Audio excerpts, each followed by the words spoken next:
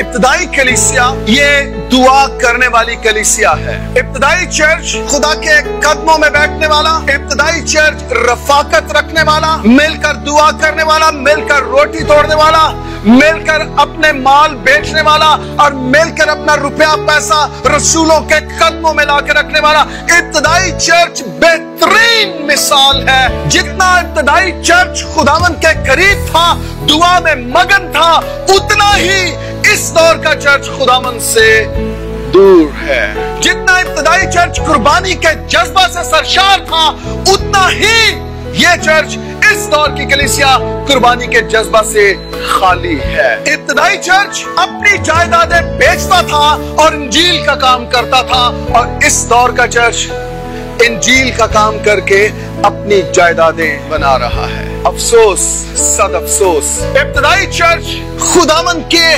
दीद का तालिब है।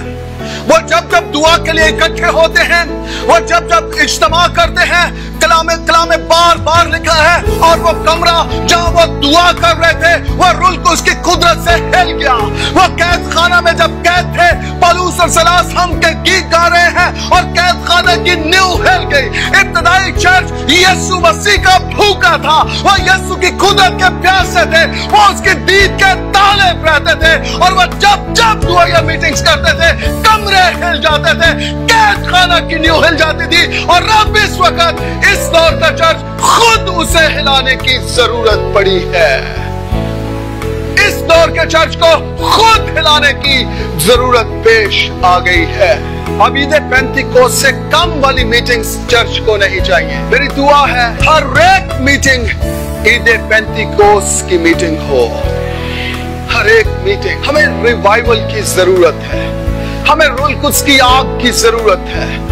उसके बगैर अब काम नहीं चलेगा, उसके बगैर अब मुनादी नहीं होगी, उसके बगैर रूहें नहीं जीती जाएंगी। और इब्तदाई चर्च सिर्फ इसलिए खुदा के कदमों में बैठता और दुआएं करता और खुदा की मर्जी को दरियाफ्त करता था। और आज का चर्च क्या कर रहा है? आज के चर्च के पास वक्त नहीं है। आज का चर्च अफसोस के साथ आज का चर्च दूसरे कामों में बिजी है।